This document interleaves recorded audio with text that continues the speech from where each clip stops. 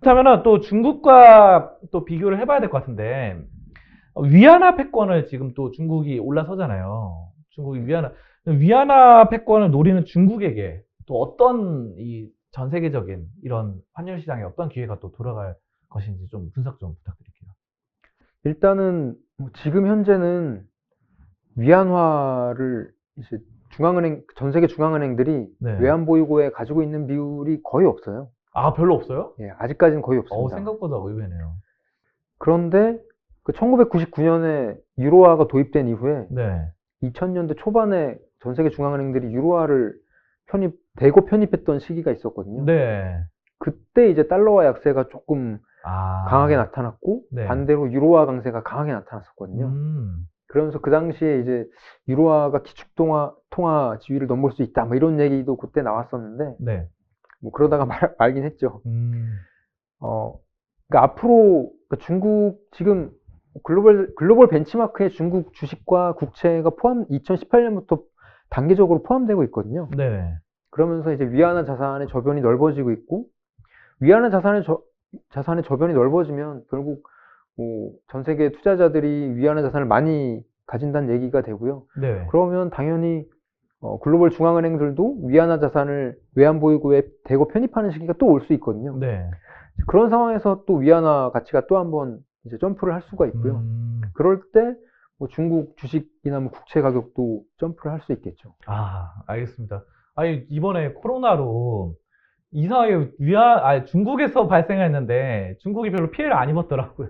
네. 그래가지고, 그리고 굉장히 또 중국이 또 경제 규모라던가 이번 GDP가 또 플러스로 나오면서 미국은 마이너스 GDP 성장을 했는데 중국은 또 뭐 GDP 플러스로 나온다고 하니까 야, 이거 또 역전되는 거 아닌가 싶은데 또 아무래도 아직까지는 그 군사력이나 이런 거는 또 미국이 엄청 장악을 하고 있기 때문에 저는 이렇게 생각해요. 저는 미국이 이제 또 군사력이 가장 강하니까 뭐 만약에 미국이 좀 약간 약해지면은 뭔가 또 새로운 전쟁이라든가 전투 이런 걸 일으켜가지고 뭐 석유 같은 걸 이렇게 좀 끌어들이고 이러지 않을까 뭐 이런 생각도 들고 있습니다. 뭐 아무튼 미국은 대단한 것 같아요.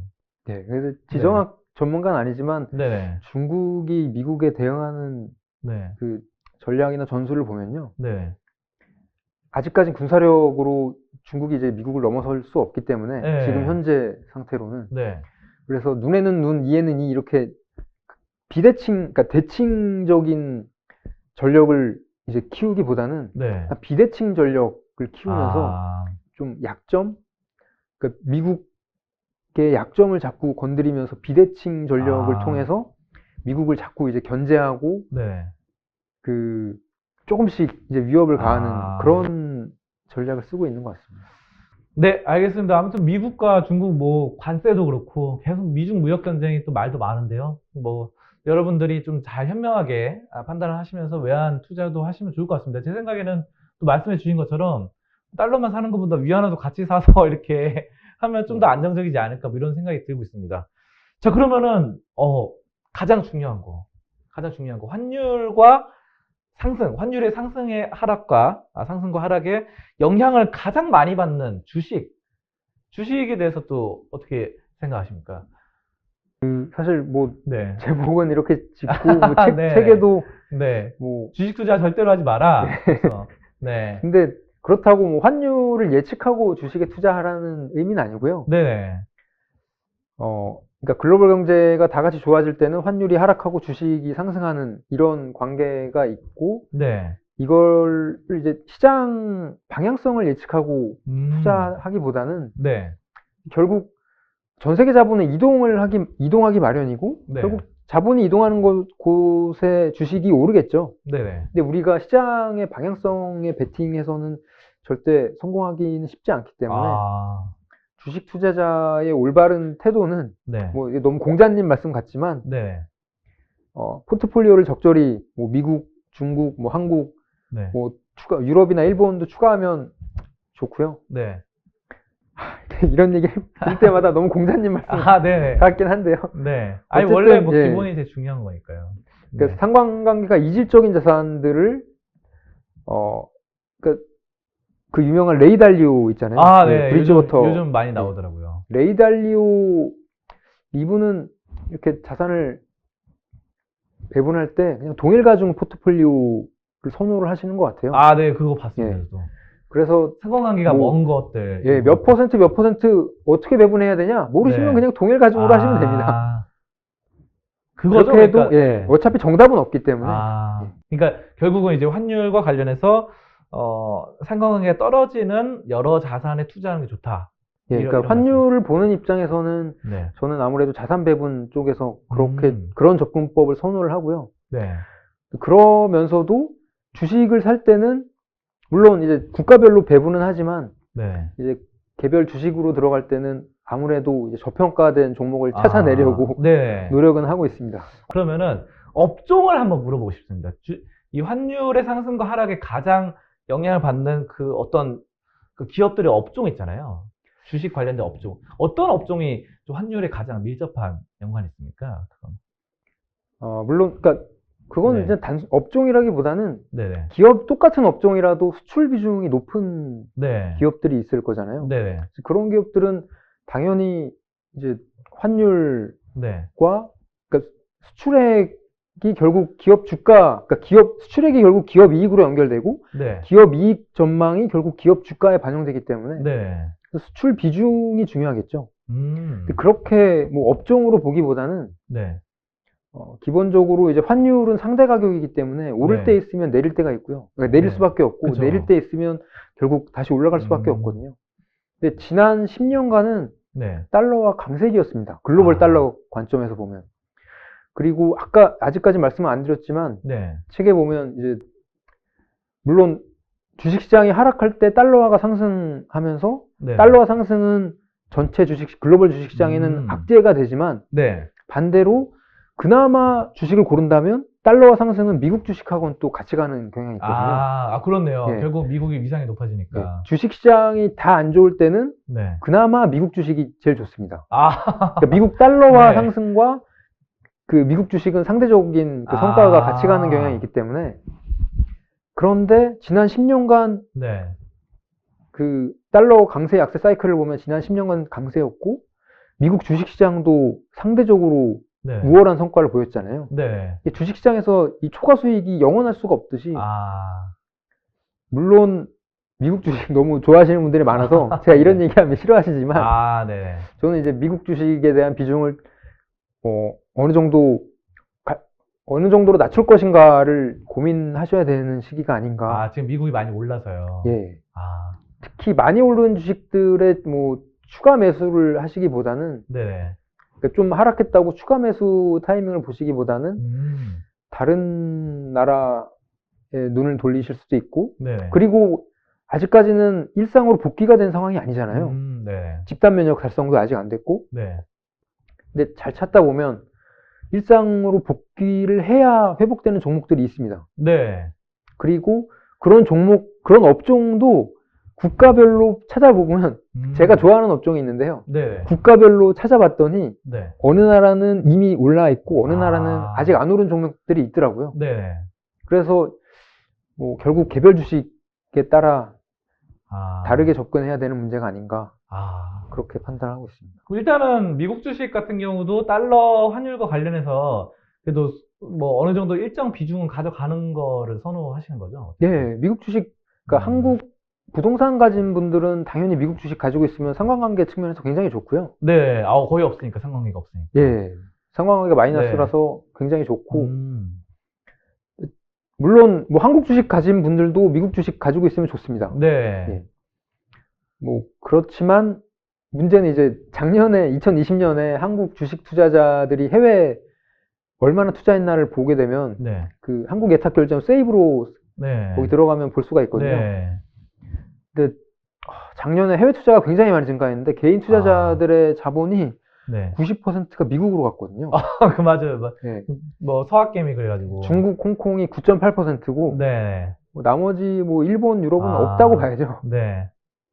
그래서 미국 쏠림이 너무 심하다 보니까 예, 어느 정도 그러니까 저 미국 주식 여전히 좋게 보곤 있지만 기술주는 언젠가 그러니까 시장이 나중에 그러니까 시장은 이제 붐 버스트 이런 사이클에서 네네. 조금 더 가더라도 또 터질 때가 있잖아요. 네. 한번 무너질 때가 있는데 이 시장 타이밍을 예측하기는 물론 개인 투자자들은 그걸 할 수 있다고 생각을 하시지만 네.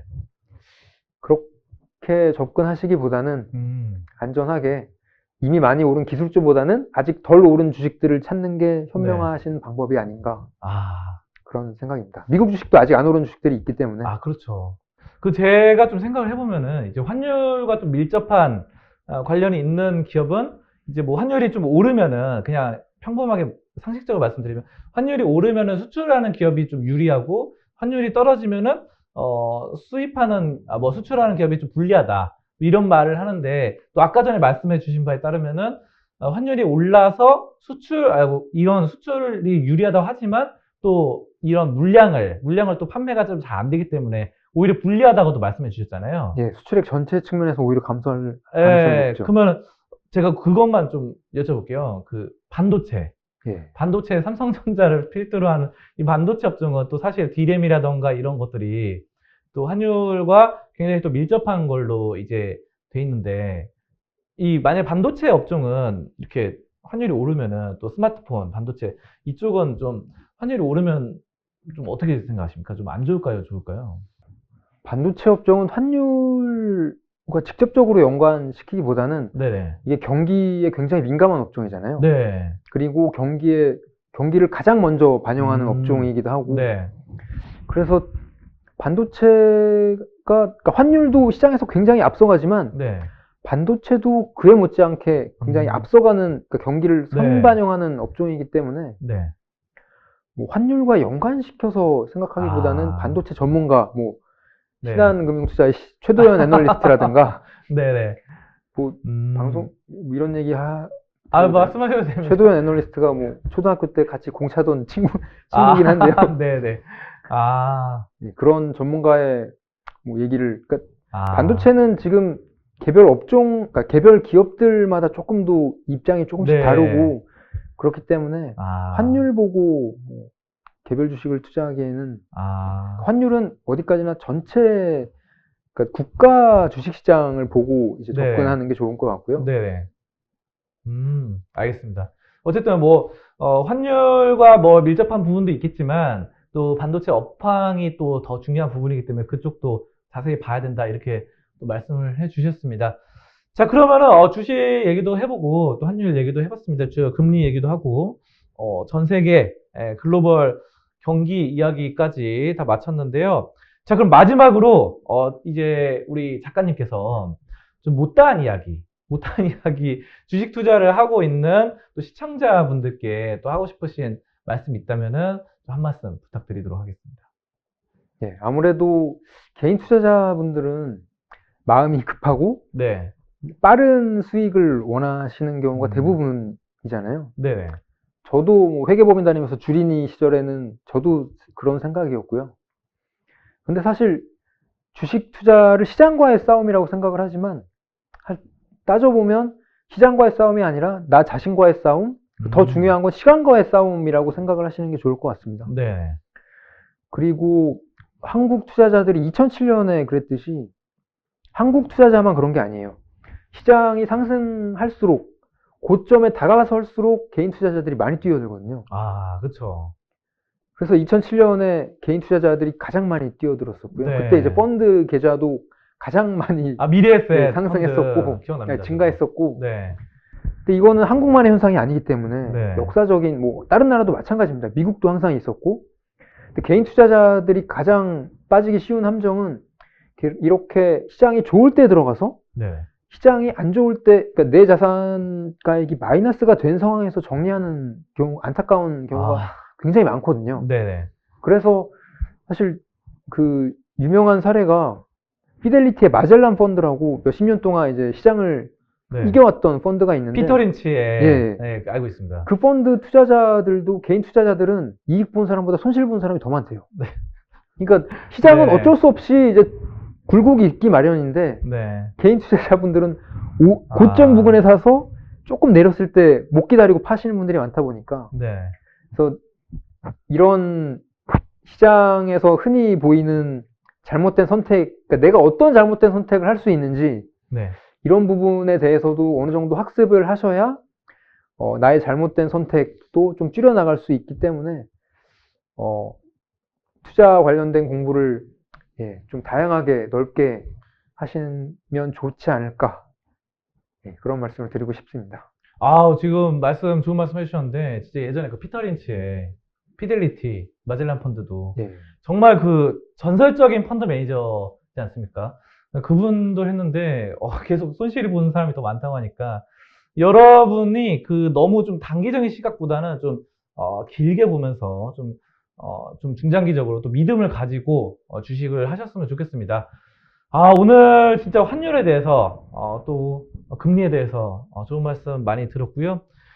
자, 오늘 뭐 이 책을 쓰신 환율 모르면 주식 투자 절대로 하지 마라. 이 책도 상당히 좀 좋은 책이고 하니까 여러분들도 한번 관심 가지시고 환율 관련된 또 주식 투자 많이 읽으셨으면 좋겠습니다. 자, 그럼 오늘 말씀은 여기까지 듣도록 하겠습니다. 오늘 좋은 시간 내주셔서 감사드리고요. 오늘 바로 이 신한은행 S&T 센터 이코노미스트 백석현님과 함께 했습니다. 좋은 말씀 고맙습니다. 감사합니다.